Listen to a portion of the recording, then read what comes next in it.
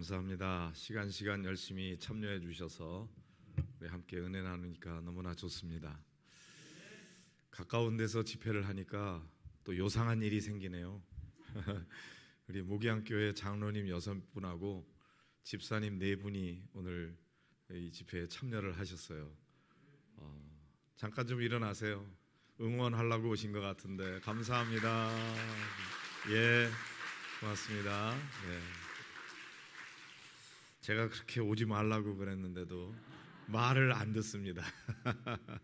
멀리서 하면은 사실 오기가 어려운데 가까운 곳에 하니까 또 이렇게 담임 목사 응원하려고 오신 것 같아요. 너무 감사합니다. 오늘 집회는 그냥 이 부흥성회이기보다는 전도 집회 같은 성격으로 말씀을 전하려고 그러는데 제가 내용을 다 하려고 그러니까 한 2시간 정도 필요한 내용이에요. 그런데 이거를 그렇게 할 수는 없고 그냥 할까요? 2시간? 이걸 어떻게든 요약을 해야 되겠는데 잘 요약이 될지 모르겠습니다. 제가 서울에서 목회할 때 93세 되신 권사님 이제 돌아가시기가 얼마 안 남았는데 금방 이제 돌아가실 것 같아요. 며칠 안 남은 것 같아요. 찾아가서 말씀을 전하고 이제 구원에 대한 내용을 확인하고 그 다음에 천국에 대한 소망을 주고 그리고 이제 하나님 앞에 가시면 좋겠다. 그래서 권사님 이제 하나님 나라에 가시게 될 텐데 천국 가시면은 꼭 다시 만날 거 믿죠? 그리고 천국에서 꼭 다시 만나요. 권사님 천국 가실 거 확신하시죠? 그랬더니 그 권사님이 누워가지고 죽어봐야 알지.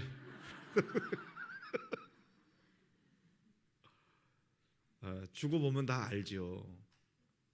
근데 죽은 다음에 알면은 때가 늦는 거잖아요. 그래서 제가 안타까운 마음으로 이런 말씀을 좀 전하려고 그럽니다.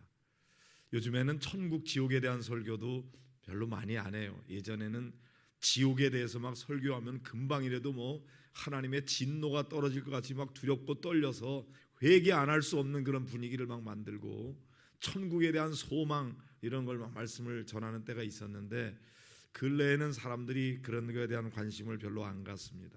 그런데 천국과 지옥이 있다고 할 때 어디로 갈 것 같아요? 고민해야 돼요? 천국에 못 간다면 왜 못 갈 것 같아요? 죄가 많아서. 자, 천국은 어떤 곳인가요? 우리가 사는 세상은 4차원의 세계가잖아요. 이렇게 공간적인 세계가 3차원인데 거기에 시간의 세계를 더하면은 4차원이라고 그래요. 그런데 천국과 지옥은 이런 어떤 공간을 의미하는 것이 아니고 더 높은 차원을 이야기하는 것이 아닌가.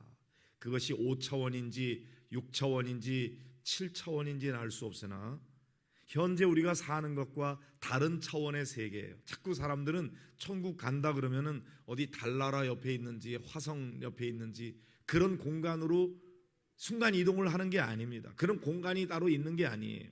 천국은 여기 있다 저기 있다 하지 않는다 그랬거든요. 너희 안에 있다 이렇게 말씀하셨는데 천국은 어떤 곳인가? 사실 어떤 곳이라 그러니까 또 장소를 생각하게 돼요. 어떤 상태인가? 어떤 차원인가? 그럴 때 하나님의 사랑과 은혜와 용서가 지배하는 상태. 그게 천국이에요. 지옥은 어떤 곳이에요? 그런 것이 미치지 않는 상태를 말하는 거죠. 그런데 우리 이 4차원에 살고 있는 우리들이 그 지옥이 어떤지 천국이 어떤지 우리가 이해할 수 있는 방식으로 설명을 해야 되니까 지옥은 막 지옥불이 막 타오르고 고통이 계속되고 이런 것으로 이야기하는데 실제로 거기에 무슨 산화작용이 일어나는 곳이 아니에요. 천국도 마찬가지 황금길이 깔리고 진주문이 있고 온갖 보석이 빛난다고 하는데 정말 이 땅에 있는 황금이 깔려 있는 거냐? 그렇지 않죠. 그런데 우리가 이해할 때에 가장 화려하고 아름답고 좋은 곳을 설명하자니까 우리가 이해할 수 있는 방식으로 그렇게 설명을 하는 거죠. 사실 4차원의 세계에 살고 있는 우리들은 하나님의 나라를 다 이해할 수 없습니다. 우리가 뭐 나이아가라 폴이라든지 그랜드 캐년이라든지 이런 데도 가보지 않은 사람이 설명하는 거 가지고 다 이해할 수 없어요. 가서 보면은 아하, 이게 나이아가라구나, 이게 그랜드 캐년이구나 봐야 아는 것처럼 천국도 마찬가지. 우리가 막 설명한다고 사실 이해가 다 되는 건 아니에요. 4차원의 세계에 있는 우리는 다 알 수가 없어요. 사실 가보면 여기가 하나님의 나라구나, 그렇게 알게 되는 거죠. 그런데 천국과 지옥은 장소 개념보다는 사실은 관계 개념이고 통치 개념입니다. 하나님이 지배하는, 하나님의 은혜와 사랑과 기쁨이 충만한 그런 곳은, 그런 마음이 천국이고 그런 가정이 천국이고, 그렇지 않으면 그곳이 이미 지옥이죠. 물론 죽음 이후에 가는 그런 영원한 세계가 있기는 하지만 그 천국과 지옥은 이미 여기서부터 시작된 것이에요. 완성은 언제 돼요? 죽음이라고 하는 관문을 통과할 때 완성되는 것입니다. 자, 우리가 천국을 생각할 때 이 땅 위에서 우리가 경험했던 가장 행복한 순간을 1억 배로 증폭시켰을 때 그런 기쁨으로 지속되는 것. 지옥은 우리가 가장 고통스럽고 괴로웠던 경험, 그 고통이 1억 배로 증폭됐을 때 그것이 지속되는 상태, 그런 거라고 한번 생각해 보세요. 인생은 3생이라고 합니다. 엄마 뱃속에서 10달 살고 이 땅에서 하나님이 7, 80년, 8, 90년 허락하신 만큼 살고 그 다음에 죽음 이후에 영원한 삶을 사는 거죠. 그런데 여러분, 우리가 어느 나라에 이민 간다고 할 때 이민 가기 전에 이미 그 땅에 대해서 막 준비하잖아요. 미리 돈도 모아가지고 보내고 막 물건들도 보내고 마음은 이미 그 나라에 가 있죠. 그런 것처럼 천국에 대한 소망과 믿음이 있는 사람은 이 땅에 살면서도 이미 천국에 마음이 가 있어요. 관심이 거기 있어요. 그래서 그 나라에 가서 살게 될 것을 여기서 준비하는 것입니다. 영생은 죽지 않고 그냥 계속 사는 걸 얘기하는 게 아니에요. 지옥에서도 죽고 싶어도 죽지 않잖아요. 그런데 지옥에서의 삶은 영생이라고 안 해요. 영생은 관계 개념이에요. 하나님과 우리와의 친밀한 관계가 계속되는 거죠. 모든 사람의 관계는 죽음으로 끝납니다. 부모님과의 관계도 그렇고 부부간의 관계도 그렇고 죽음은 끝나요. 그런데 하나님과의 관계는 죽음 이후에도 계속되기 때문에 영생이에요. 자, 예수님이 이 세상에 오신 목적이 뭐예요? 영생을 주기 위해서 왔다, 이렇게 말씀하십니다. 그래서 예수님이 천국과 지옥에 대한 얘기를 많이 하셨기 때문에 우리가 이 말씀을 나눠야 되고, 예수님이 오셔서 십자가에 달려 죽은 이유가, 그 목적이 우리에게 영생을 주시기 위함이기 때문에, 그리고 우리로 하여금 천국을 누리도록 하기 위하기 때문에 궁극적인 의미에서 예수 믿는 목적이 거기에 있는 거죠. 자, 천국은 그런데 우리가 자격이 있어서 가는 게 아니에요. 하나님이 선물로 주는 거예요. 에베소서 2장 8절 9절에 보면 그랬잖아요. 너희가 그 은혜에 의하여 믿음으로 말미암아 구원을 얻었나니 이것이 너희에게서 난 것이 아니요 하나님의 선물이라. 행위에서 난 것이 아니니 이는 누구든지 자랑치 못하게 함이니라 그랬어요. 자, 구원은 선물입니다. 선물의 특징이 뭐죠? 공짜예요. 공짜. 그게 은혜인 것이죠. 우리가 전도 많이 했다고 그게 공로가 되고, 헌금 많이 했다고, 봉사 많이 했다고 그게 공로가 돼서 천국 가는 게 아니에요. 천국 갈 자격이 있는 사람은 아무도 없습니다. 왜? 모두가 다 죄인이기 때문에. 그런데 우리가 자꾸 교회에서 죄인이라고 그러면은 죄인이라고 고백해야 된다고 그러잖아요. 그러니까 마치 좀 고문당하는 것 같은 느낌이 있어요.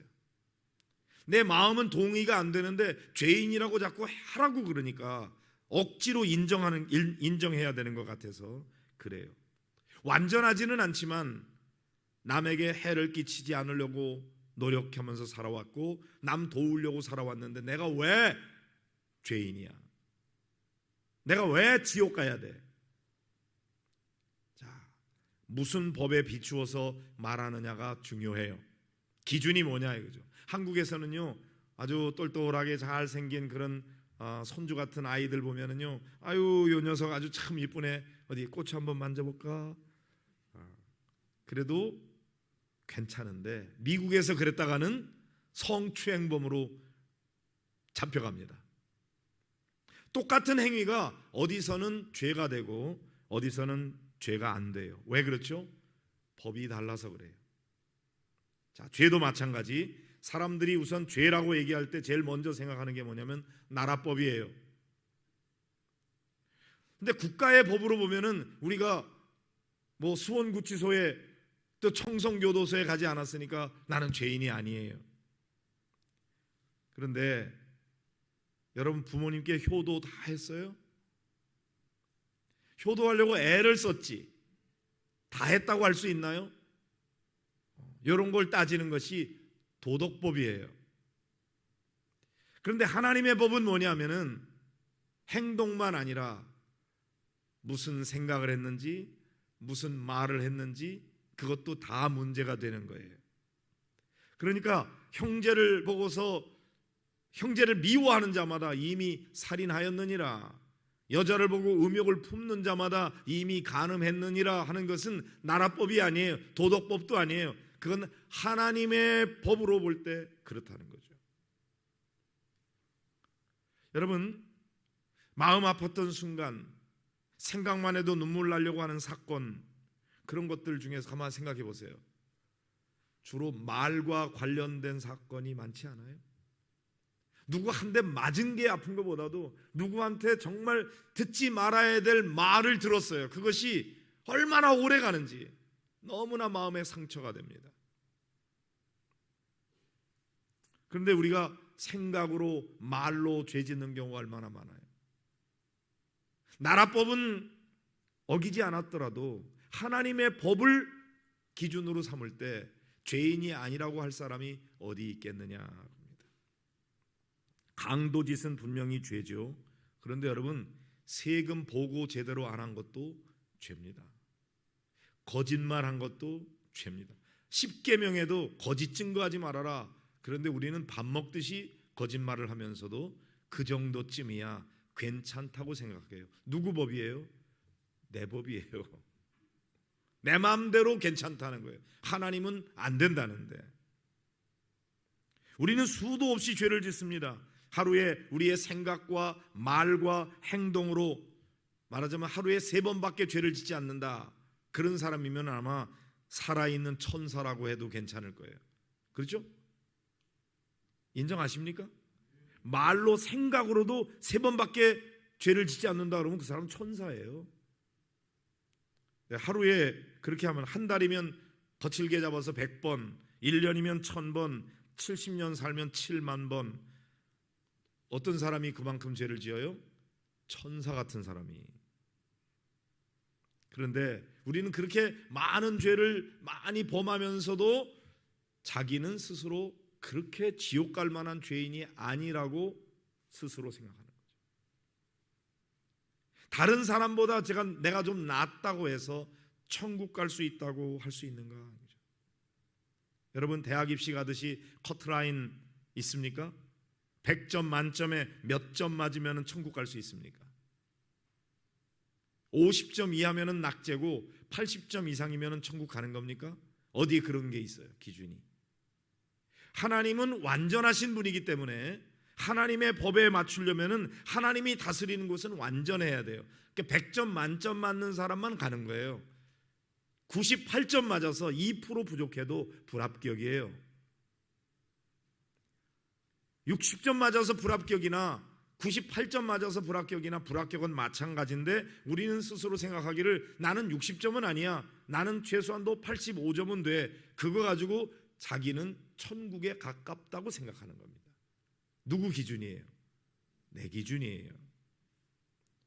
하나님의 기준으로 보면 만점을 맞아야 돼요. 그런데 그런 사람은 세상에 한 사람도 없어요. 모든 사람이 죄인이에요. 그러니까 자격을 갖춰서 천국으로 갈 수 있는 사람은 아무도 없다 이겁니다. 그래서 천국은 선물로 줄 수밖에 없는 거예요. 하나님은 사랑이시기 때문에 한 사람도 지옥에 보내고 싶어 하지 않으세요. 다 구원받기를 원하셔. 하나님은 모든 사람이 구원을 얻으며 진리에 이르기를 원하시느니라 그랬잖아요. 그게 하나님의 소원이에요. 그런데 하나님은 의로운 분이기 때문에 죄 지은 사람을 반드시 벌해야 돼요. 여기에 딜레마가 있는 거예요. 한 사람도 멸망받기를 원치 않으시는 하나님이 의로운 분이기 때문에 죄인에 대해서는 형벌을 내려야 되니 이럴 수도 없고 저럴 수도 없는 거예요. 이걸 해결하기 위해서 누가 오셨어요? 예수님이 오셨어요. 자, 조그마한 나라에 임금님이 계십니다. 그분은 아주 의로운 분이고 자비로운 임금이라고 소문이 나 있어요. 홀어머니를 모시고 있습니다. 그런데 법에 죄를 지으면은 형틀에 묶어서 40대에 채찍을 내리치도록 되어 있는데 소문에 듣자니까 그 어머니가 그 죄를 범했다네요. 그래서 신문을 합니다. 형틀에 묶어놓고 그런 죄를 저질렀습니까? 저질렀습니다. 그러면 채찍을 내리쳐야 되는데 그 채찍에는 납덩이가 들어있고 채찍을 내리치면은 막 살점이 뚝뚝 떨어져 나가는 아주 끔찍한 채찍입니다. 그 법을 어긴 어머니에게 형틀에 묶어라, 그리고 채찍에 내리쳐라, 그러면 의로운 왕이에요. 아무리 자기 어머니라고 할지라도 공평하게 법을 집행해야 되니까요. 그런데 의로운 왕은 되지만 자비로운 왕은 되지 못합니다. 어떻게 할 것인가? 사람들이 전부 관심을 가지고 있는데 그 임금이 내린 결론은 뭐냐면 형틀에 묶어 그리고 채찍을 내리치려고 하는 순간 잠깐, 그리고 임금이 홍포를 벗고 벌거벗은 모습으로 어머니에게 다가가서 어머니를 끌어안습니다. 그리고 채찍을 내리쳐라. 그래서 그 채찍이 임금의 등에 거기에 내리쳐지고 살점이 떨어지고 피가 막 솟아납니다. 그것이 사랑이죠. 예수님이 바로 우리가 받을 형벌을 대신 받으신 것. 그래서 예수님이 십자가에 달려 돌아가셨을 때 다 이루었다, 테텔레스타이, 그런 말인데 이 말은 모든 값이 다 지불되었다, 빚이 다 갚아졌다, 그런 뜻입니다. 다시 말하면 하나님의 의도, 하나님의 사랑도 다 만족하게 된 것, 그게 십자가 사건인 것입니다. 누구 때문에? 나 때문에. 자, 그런 은혜와 사랑을 어떻게 받을 수 있습니까? 이 선물을 받는 비결이 뭐예요? 믿음이에요. 그 예수님의 십자가가 내 죄 때문에 주님께서 대신 내가 받을 천벌을 주님이 대신 받으셨다고 믿음으로 받아들일 때 그 은혜가 내 것이 되는 거예요. 구원하는 믿음이 아닌 믿음이 있어요. 그건 단순한 지식이에요. 신이 있다고 나는 믿는다, 인정한다. 귀신도 예수님이 하나님의 아들이라는 걸 인정해요. 그렇지만 구원 못 받아요. 단순히 지적으로 동의하는 것이 믿음은, 구원받는 믿음은 아니에요.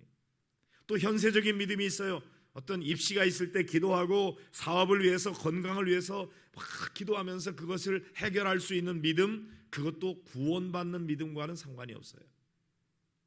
영생 얻는 믿음은 어떤 믿음이에요? 오직 예수 그리스도를 신뢰하는 믿음입니다. 자기를 신뢰하는 것이 아니고 예수님을 신뢰하는 거예요. 보통 다른 종교는요, 자기를 신뢰합니다. 내가 깨닫든지 내가 착하게 살든지 내가 뭔가를 체험하든지 그래서 극락에 간다, 그래서 득도를 한다, 이렇게 얘기하는 것이죠. 그러나 예수님은 이러한 모든 것들은 조금의 진보는 있을지 몰라도 그것이 천국 갈 정도의 수준은 되지 못한다. 아무리 인간이 노력하고 애써도 그것이 공로가 돼서 천국 갈 사람은 없다, 그럽니다. 우리가 당신은 천국 갈 것 같아요? 이렇게 물을 때 갈 것 같습니다 이렇게 대답하는 사람, 이유가 뭐냐 그러면 난 나쁜 짓 안 했어요, 나 바르게 살려고 애썼어요. 누구를 신뢰하는 거예요? 자기를 신뢰하는 거예요. 내가 바르게 살았다. 또 천국 갈 수 있을 것 같아요 그러면 난 못 갈 것 같아요. 왜요?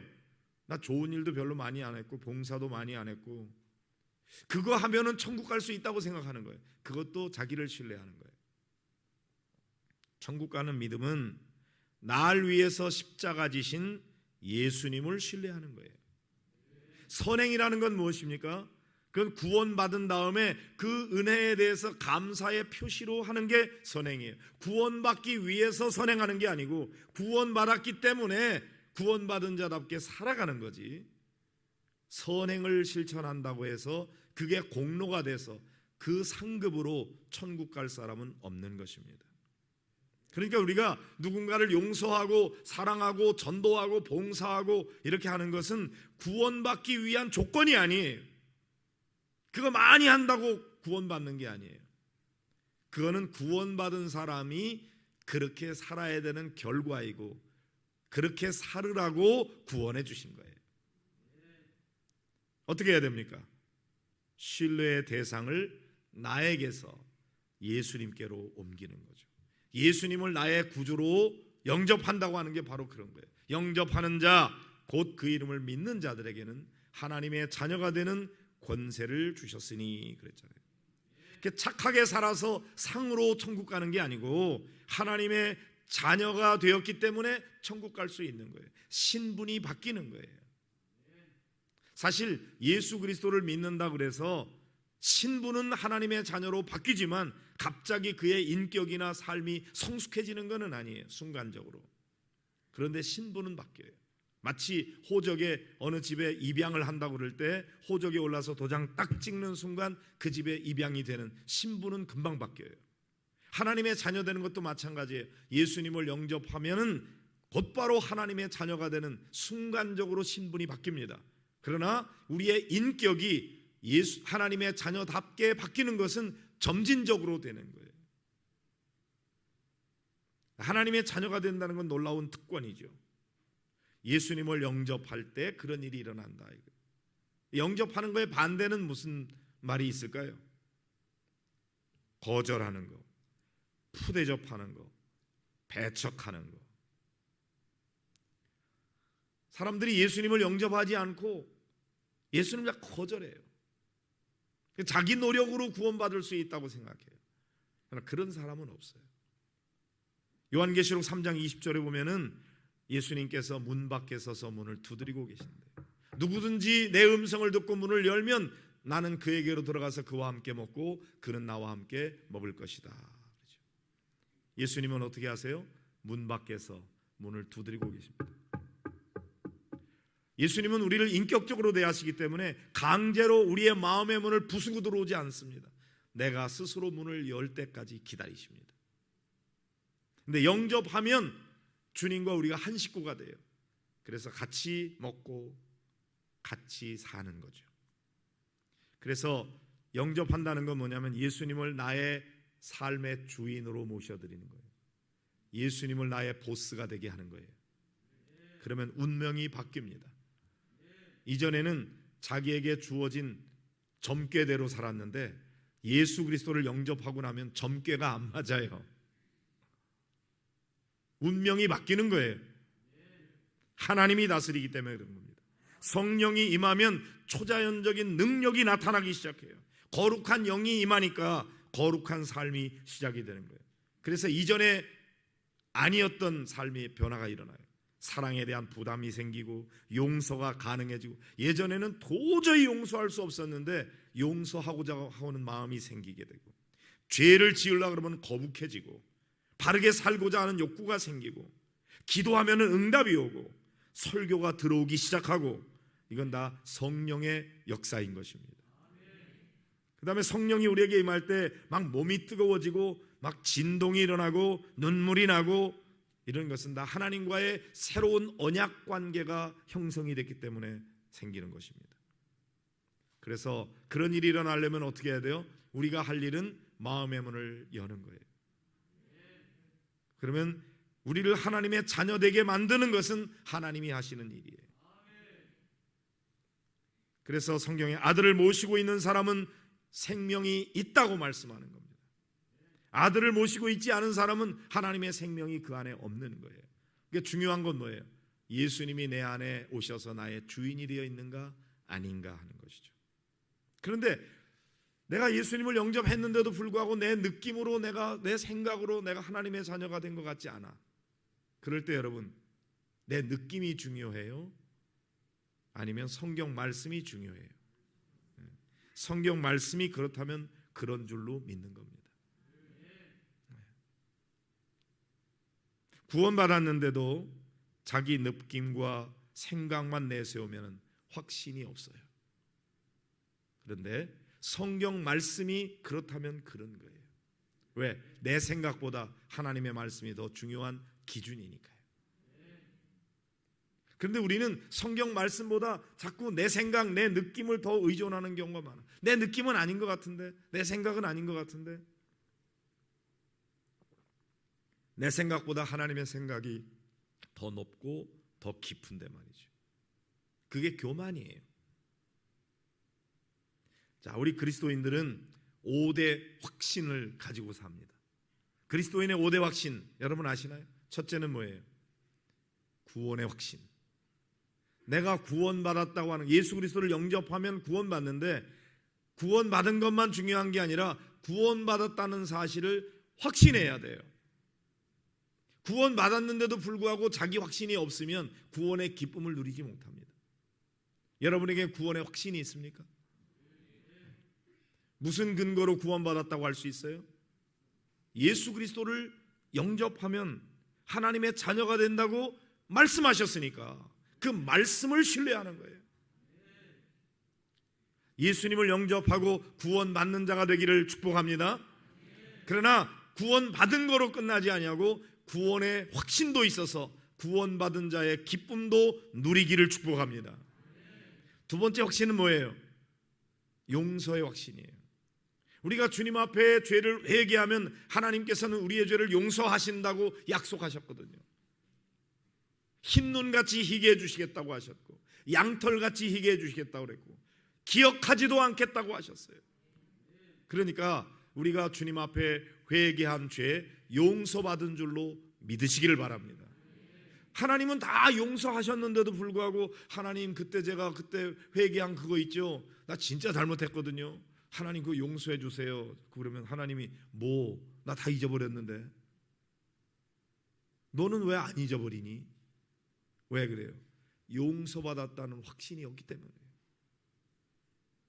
여러분, 우리 주님은 어떠한 죄를 범하였든지 회개한 자에게 죄를 용서하실 능력이 있으십니다.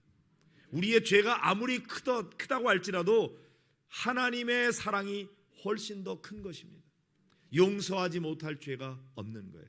내가 나를 용서하지 못한다 그래도 하나님이 나를 용서하지 못할 죄는 없어요.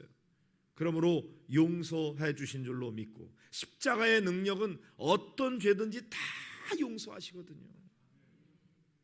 그러니까 우리가 죄를 짓고도 주님 앞에 나와서 회개하고 담대하게 하나님 앞에 나아갈 수가 있는 것입니다. 세 번째 확신이 뭐예요? 기도 응답의 확신이에요. 우리가 하나님 앞에 기도하면 하나님은 들으시고 그 기도에 응답하신다는 확신이 있을 때 우리가 주님 앞에 지속적으로 기도할 수 있는 거예요. 근데 기도 안 하게 되는 이유가 뭐예요? 기도 응답하시리라고 기대하지 않고 믿지 않기 때문에 기도를 안 하는 거예요. 기도하면 들으신다고 확신하면 기도 안 하는 사람처럼 어리석은 사람이 어디 있어요? 기도하면 들어주는데 더 좋은 것 주시는데 누르고 흔들어 넘치도록 주시겠다고 약속하셨는데 좋으신 하나님, 아니 악한 자라도 자기 자식에게는 좋은 것 주지 않느냐? 떡을 달라 그러는데 돌을 던져줄 부모가 어디 있겠느냐? 생선을 달라 그러는데 뱀을 던져줄 부모가 어디 있겠느냐? 악한 자도 자기 자식에게는 좋은 것으로 줄 줄 아는데 하물며 너희를 사랑하시는 하나님 아버지께서 구하는 자에게 좋은 것을 주시지 않겠느냐. 제발 믿어라. 그런 말씀이에요. 기도 응답해 주신다는 사실을 믿으시기 바랍니다. 그러면 기도하게 되는 거예요. 그 다음에 또 네 번째 확신은 뭐예요?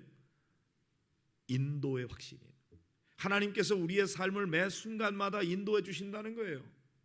여러분, 내가 내 삶을 내가 선택하고 내가 그때마다 내 길을 내가 개척하며 살아가는 것 같지만 그렇지 않아요.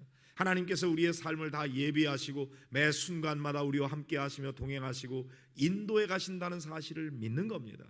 그러니까 캄캄한 어둠 속에서도 주님께서 나와 함께 하셔서 내 삶, 나와 동행해 주시고 내 삶을 인도해 가신다는 사실을 믿기 때문에 두려워하지 말아라. 내가 너와 함께 하겠다.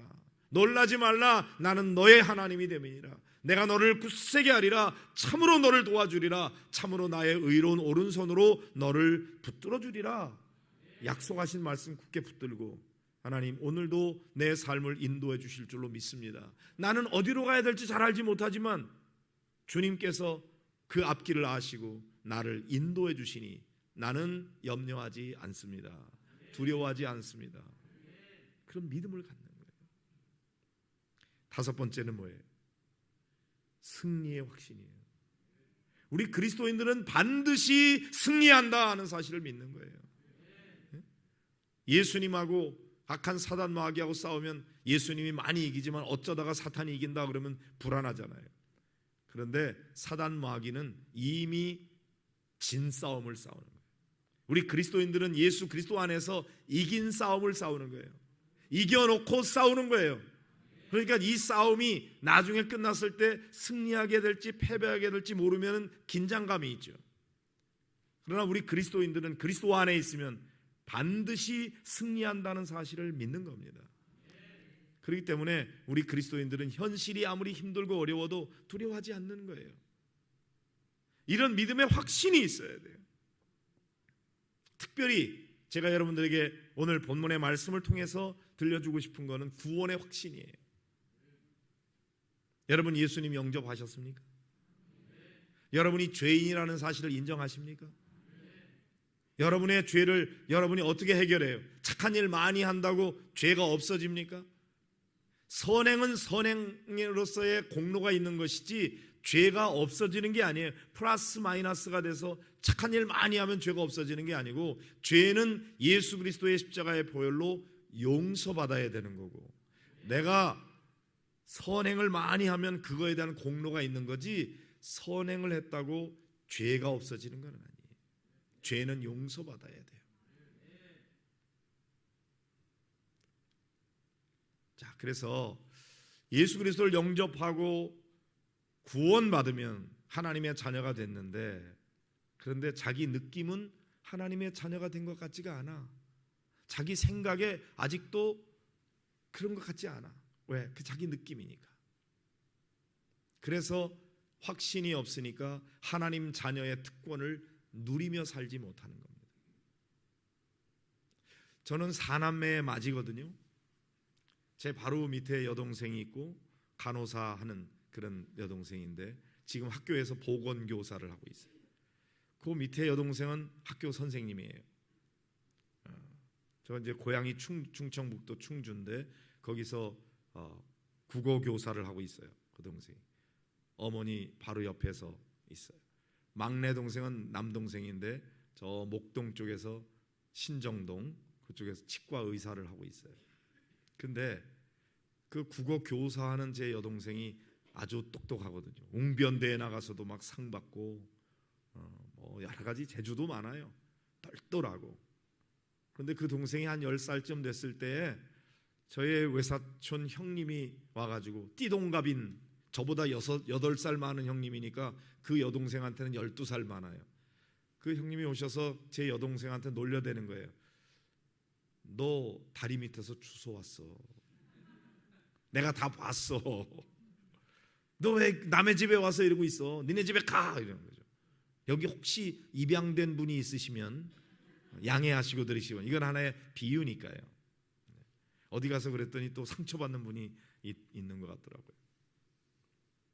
근데 제 동생이 그때 그냥 오빠가 놀리느라고 그러는구나. 그리고 흘려버리면 되는데 앙칼지게 아니야 나 이 집 딸이야 그리고 막 그렇게 우겨대니까 그 형님이 그게 재미있었던 것 같아요. 그래서 자꾸만 너 업둥이야, 여기 니네 부모님 아니야, 왜 남의 집에 와서 이래, 빨리 니네 집에 가, 막 이렇게 놀려대니까 제 동생이 막 앙칼지게 반항을 하는데, 여러분 한두 번이지 올 때마다 그러네. 올 때마다. 그러니까 제 여동생이 내가 업둥인가 이렇게 의심하기 시작한 거예요. 그리고 보니까 그럴듯한 이유들이 나오네. 이유를 발견한 거예요. 생겨나는 거야 아마. 그런데 사남매 중에 그 여동생만 유난히 얼굴이 까무잡잡해. 다른 삼남매는 안 그런데 나만 왜 좀 까맣지? 내가 업둥이가 맞는가 보다. 이렇게 생각하기 시작했어요. 그러다가 더 결정적인 이유는 삼남매에게는 다 있는데 이 동생에게만 없는 게 있어요. 돌사진. 우리 어머니가 그 아이를 임신하고 있을 때 너무 가난하고 힘들어서 영양 보충을 잘 못해서 그런지 아이도 그래서 좀 더 까무잡잡했나 그런 생각도 들고, 너무 어려워가지고 다른 애들은 다 어떻게든지 해줬는데 그 동생만 돌사진을 못 찍어줬어요. 근데 이게 가장 확실한 증거야. 왜 나만 돌사진이 없냐 이거지. 내가 업둥이가 확실한가 보네. 그리고 나니까 나를 길러준 부모님에 대한 감사의 마음보다 왜 친부모는 나를 버렸을까, 버림받은 거에 대한 상처가 깊어지기 시작했습니다. 우리 어머니가 오빠가 너 놀려대느라 그러는 거야, 너는 내가 배 아파서 내 친딸이야, 그런 말에 속지 마. 그런데도 불구하고 그런 말로 위로하지 마세요. 나의 친부모는 어디 있나요? 그리고 문 밖에 나가서 나 친부모가 나를 데리러 올지도 몰라. 나가서 기다리고 혼자 훌쩍거리고 울고 집에 와서 엄마 밥 줘 그러는데 이 엄마가 내 엄마가 아닌 것을, 아빠도 내 아빠가 아니고 저 오빠, 저 언니, 저 동생도 내 친가족이 아닌 거예요. 얼마나 괴로워했는지 제 여동생한테 나중에 물어봤어요. 그랬더니 그때 죽고 싶었대. 차라리 죽는 게 낫겠다. 나는 왜 버림받았을까? 그러니까 입양된 아이들에게 있어서 가장 큰 상처는요, 자기를 그렇게 길러준 그 입양한 부모님에 대한 고마운 마음보다 친부모가 자기를 버렸다는 거에 대한 그 버림받은 거에 대한 상처가 너무 깊은 거예요. 차라리 죽는 게 낫겠다. 그런데 그렇게 하기를 18살 고등학교 2학년 때까지 그렇게 믿고 살았습니다. 아무리 우리 어머니가 얘기해도 안 믿어요. 지금 같으면 그냥 DNA 감식하면 그냥 나오는 건데 그때는 그런 거 할 줄 몰랐어요. 나는 업둥이인가 봐. 지옥 같았습니다. 삶이. 학교 가도 재미없고 집에 와도 재미없고. 그러다가 고등학교 2학년 때 어머니하고 같이 시장을 보러 갔는데, 시장에 나갔다가 어머니 친구를 만났는데, 너는 어쩌면 그렇게 엄마하고 똑같이 생겼니? 그런 거예요. 근데 지 생각에 이 엄마 딸도 아닌데 뭘 닮어? 그런데 닮았다는 말에 정신이 번쩍 나가지고 우리 어머니 18살 때 찍은 사진이 집에 있었는데 그거하고 자기 사진하고 비교해 보니까 자기가 봐도 닮았네. 너무나 감사하게도 사남매 중에 그 동생이 엄마를 가장 빼닮았어요. 아, 내가 이 집 딸이 맞구나 하는 것을 발견하는 순간 엄마! 소리를 지르면서 엄마한테 가가지고 엄마의 가슴팍에 머리를 쳐박고는 그냥 울기 시작하는데, 엄마가 내 엄마 맞구나, 엄마가 내 친엄마지. 우리 어머니가 그래, 너 내가 아파서 난 내 친딸이라 그랬잖아. 그래도 나는 업둥인 줄 알았단 말이야. 그동안에 속아 산 것에 대한 억울함, 그리고 이 엄마가 내 친엄마라고 하는 것을 발견한 기쁨, 이게 막 섞여가지고 막 통곡을 하면서 우는 거예요. 그리고 이 아이는 지옥에서 천국으로 옮겨갔어요. 네? 너무너무 좋은 거야. 엄마, 아빠. 다 옛날에 그냥 자기가 업둥이라고 생각할 때 불렀던 그 엄마, 그 아빠가 아닌 거예요. 나의 친엄마, 나의 친아빠예요. 친오빠야, 친언니야. 근데 참 안타까운 것은 걔 원래 우리 집 딸이었거든요. 그런데 저 혼자만 이 집 딸이 아니라고 생각하고 있었던 거예요. 왜? 자기 느낌, 자기 생각. 팩트는 뭐예요? 사실은 뭐예요? 우리 집 딸이야. 근데 자기가 안 믿으니까 지옥 같은 삶을 산 거예요. 그러다가 우리 집 딸이라는 것을 확신하는 순간 이 아이는 천국으로 옮겨가게 됐어요. 기뻐, 너무 기뻐. 학교 가서 공부해도 좋아, 집에 와도 좋아. 그냥 좋아서 어쩔 줄을 몰라. 근데 이 일이요, 우리 구원받은 성도들에게 어쩌면 그렇게 잘 어울리는 비유인지 모르겠어요. 예수 그리스도를 영접했어요. 그럼 구원받았어. 그럼 하나님의 자녀가 됐어요. 그런데 자기만 아니래. 무엇 때문에? 느낌이. 내 생각이 아직 하나님 자녀 된 것 같지 않아. 무슨 증명세로도 딱 있어야지. 하나님이 좀 그런 것 좀 딱 이렇게 해주면 좋겠는데 그런 게 없잖아. 그러다 보니까 자기는 예수 그리스도를 영접하고 구원받아 예수 그리스도의 십자가의 보혈로 모든 죄를 용서받고 하나님의 자녀가 되었음에도 불구하고 자기만 아직도 나 지옥 갈지도 몰라. 불안하게. 천국에 대한 소망과 믿음을 가지고 기뻐하며 이 땅에서부터 천국을 맛보며 누리며 살아야 되는데 그렇게 살지 못하고 신앙생활에 기쁨이 없는 거예요. 불안한 거야. 그러면서 신앙생활을 형식적으로 하고 있는데 그렇게 신앙생활하는 게 얼마나 불쌍합니까? 성령님은 우리가 구원받은 하나님의 자녀가 되었다는 사실을 증언해 주시는 분이십니다. 웨슬리는 이것을 가리켜서 성령의 직접 증거라고 했습니다. 구원받으면 우리에게 무슨 증명서가 딱 발급되는 건 아니지만 성령께서 우리 영에게 주시는 강한 내적인 느낌이 있어요. 확신이죠.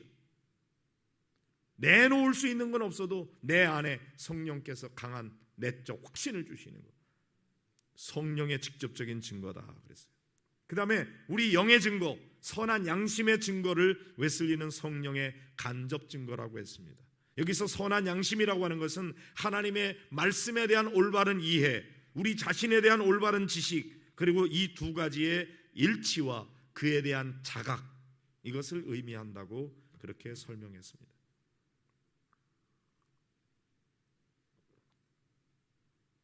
그러면 이런 확신이 자기 최면이나 마귀의 현혹에서 어떻게 구별할 수 있는가?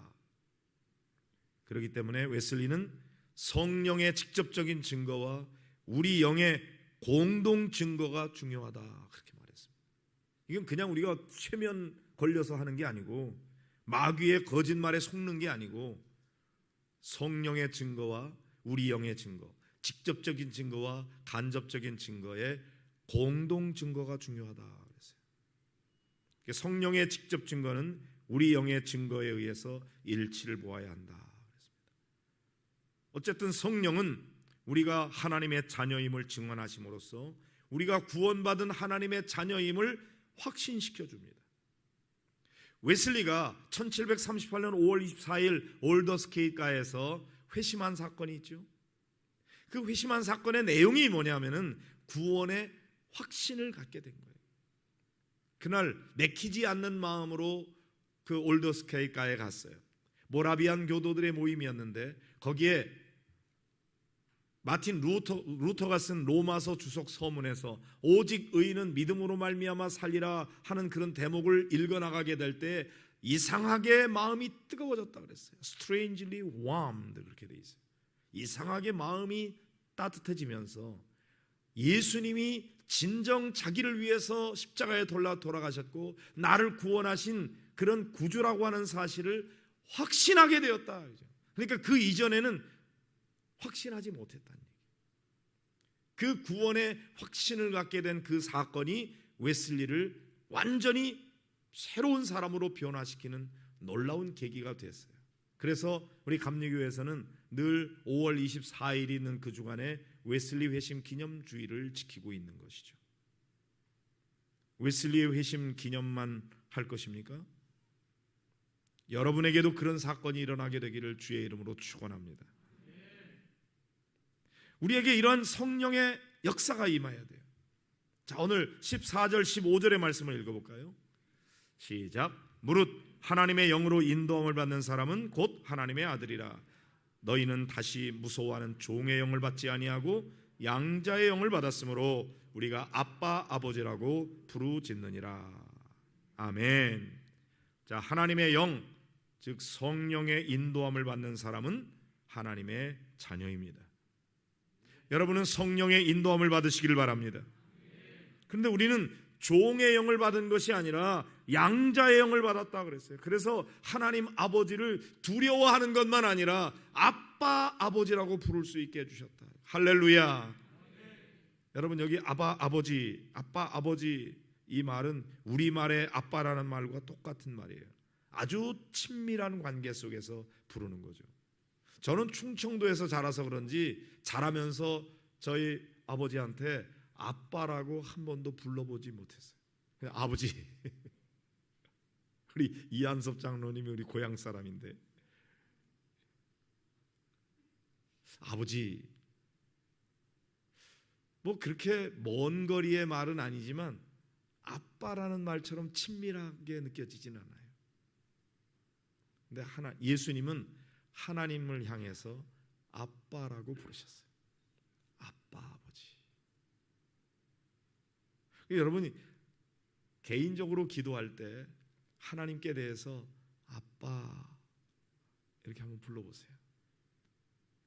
아마 처음에는 굉장히 어색할 거예요. 하나님 앞에 그렇게 불러도 되나? 그런데 여러분, 하나님은 기꺼이 우리에게서 아빠 소리를 듣고 싶어 하십니다. 하나님은 그렇게 멀리 계신 분이 아니에요.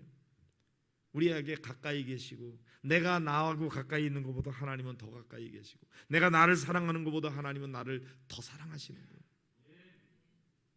그 하나님께 대해서 어떻게 보면 속삭이듯이 아빠 사랑해요. 아빠 내 형편 아시죠? 나 좀 도와주세요. 하나님이 귀 기울여 들어주십니다. 사랑하는 성도 여러분, 자녀이면 자녀의 특권을 누릴 수 있습니다. 자녀의 특권이 뭐예요? 상속자가 되는 거예요. 그렇기 때문에 고난도 함께 받을 수 있는 특권이 있는 거죠. 17절을 읽어볼까요? 자녀이면 또한 상속자, 곧 하나님의 상속자요 그리스도와 함께한 상속자니 우리가 그와 함께 영광을 받기 위하여 고난도 함께 받아야 할 것이니라. 네. 여러분, 하나님의 자녀가 되면요, 하나님께 다 내 거예요. 우리가 기도하면 내 문제가 다 하나님께 맡겨진 하나님의 문제가 돼요. 내가 기도할 때 하나님은 그 문제에 관심 갖기 시작합니다. 기도 안 하고 내 혼자 끌어안고 있을 때 내 문제인데 하나님 앞에 내어 맡기면 그건 하나님의 문제가 돼요. 하나님이 가지고 계신 모든 것이 다 내가 상속받을 수 있는 특권을 가지는 것입니다. 그리스도와 함께.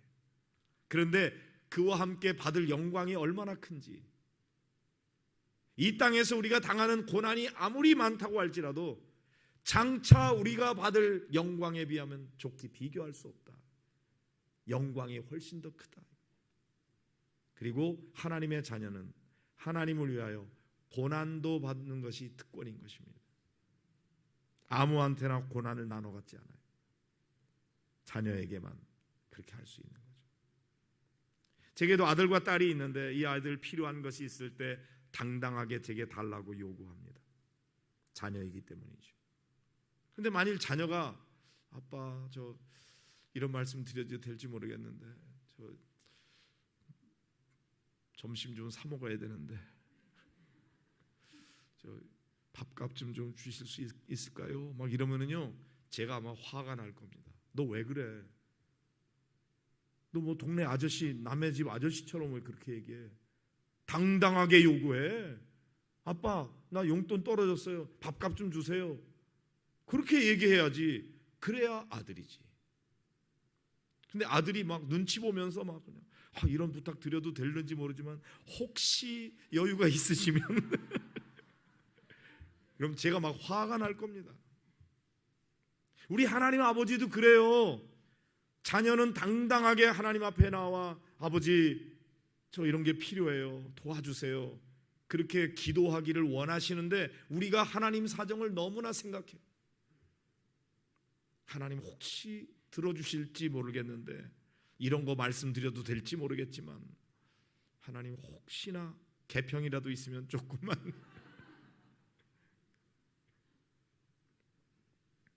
자녀는요 당당하게 요구할 수 있는 거예요. 자녀이기 때문에. 그리고 우리 아이들이 성장하니까요 달라고만 하지 않고 제게 선물도 줍니다. 제가 작년 재작년에 회갑이 지났는데, 그런데 우리 아이들이 코로나 때문에 아무것도 못했는데 그래도 회갑 때 저 이제 부부가 같이 동갑이니까 초등학교 1, 2, 3학년 같은 반이거든요. 저는 미팅도 한번 못 해봤어요. 딴 여자를 몰라요. 근데 어쨌든 둘이 같이 회갑을 맞는데 우리 아이들이 해외 여행 가라고 600만 원을 모았더라고요. 아직 못 갔습니다. 여기 장로님들 여러분 오셨는데 참고하세요. 저 돈은 있는데 시간을 없어. 여러분 자녀가 성장하니까 저한테 달라고만 하지 않고 제게 주기도 하더라고요. 제 마음까지 헤아려서 어떤 때는 혹시나 내 마음에 부담과 또 아픔과 상처가 있는지 저를 위로해 주기도 합니다. 우리가 하나님의 자녀이면 하나님께 당당하게 구할 수 있고, 성숙한 자녀는 하나님을 위해서 드릴 줄도 아는 것이죠. 몸도 드리고 마음도 드리고 시간도 드리고 물질도 드리고 예배도 드리고 기도도 드리고. 여러분 거지와 왕자 아시죠? 거지하고 왕자하고 똑같이 생겼는데 옷을 바꿔 입었어요. 거지가 이제 왕자가 됐습니다. 그런데 이 거지는 왕자의 옷을 입었어도 자기 아이덴티티는 거지예요. 옷만 왕자의 옷을 입었지 생각하는 것이나 말하는 것이나 행동하는 것이 거지같이 하는 거예요. 왜? 그는 거지니까요. 그러나 왕자는 어쩌다가 거지 옷을 입게 됐어요. 그래서 겉모습은 확실히 거지예요. 근데 자기 아이덴티티는 왕자예요.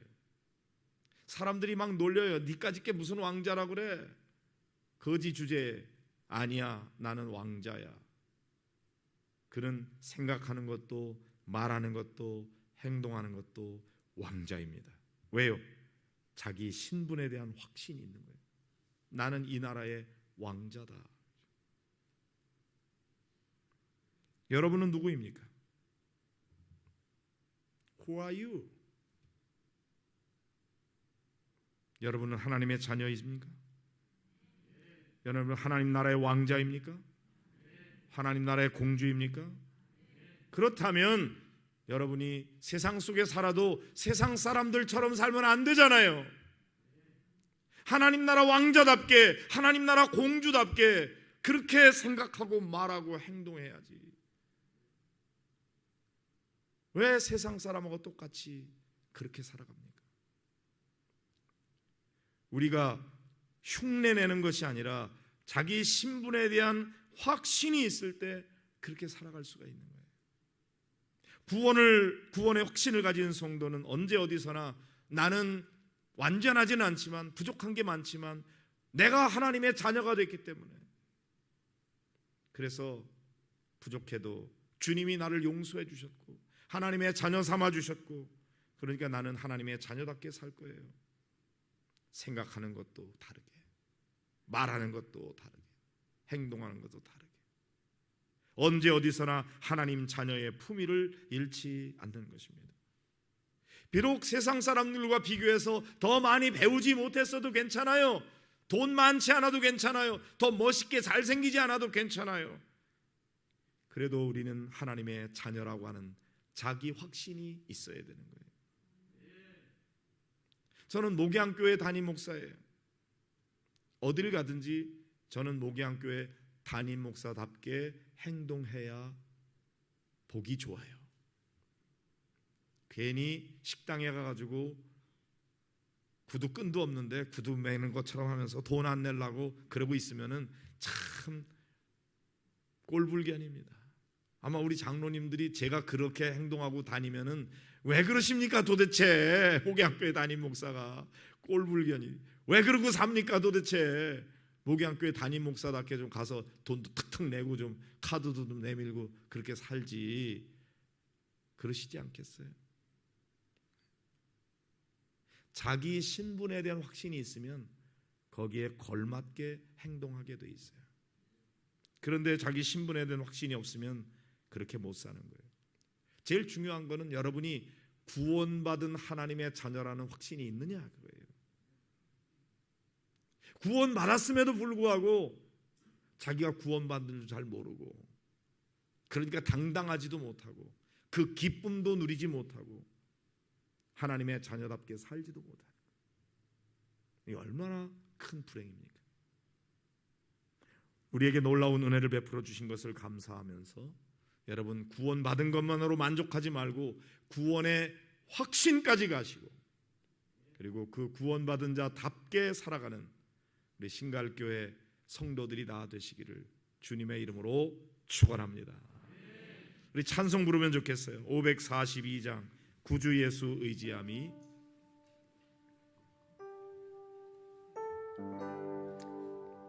찬송 부르고 기도할 건데요, 어제 보니까 우리 찬양단이 기도하는 시간에 자꾸 찬양을 하고 있는데 그러지 마시고 그냥 기도를 하세요 같이. 그리고 여러분이 드린 예물 위해서 제가 기도하는 시간에 이름을 불러가면서 기도 제목을 놓고 같이 기도를 할 테니까 이 기도 끝날 때까지 기도는 계속될 겁니다. 찬송하겠습니다.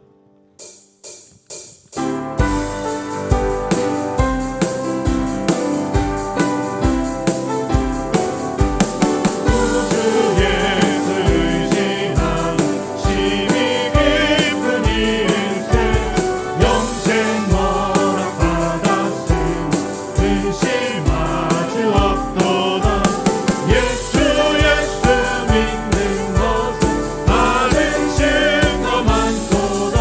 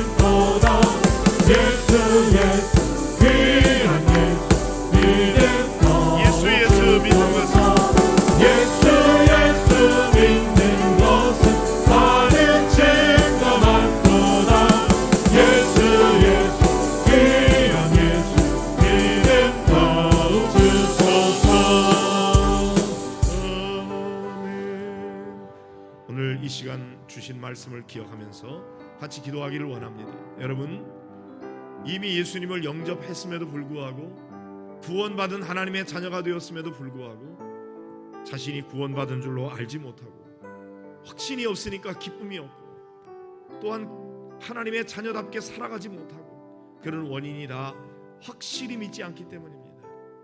주님, 이 시간 저에게 확신을 주시옵시고 성령의 놀라운 직접적인 증거, 간접적인 증거, 성령과 우리 영의 공동 증거를 통해서 우리들로 하여금 구원에 대한 확신을 갖고 하나님의 자녀의 기쁨을 맛보며 그 특권을 누리며 하나님의 자녀답게 살아가는 삶이 되게 해달라고 이 시간 다같이 주님을 3번 부르고 뜨겁게 기도하도록 하겠습니다. 주여,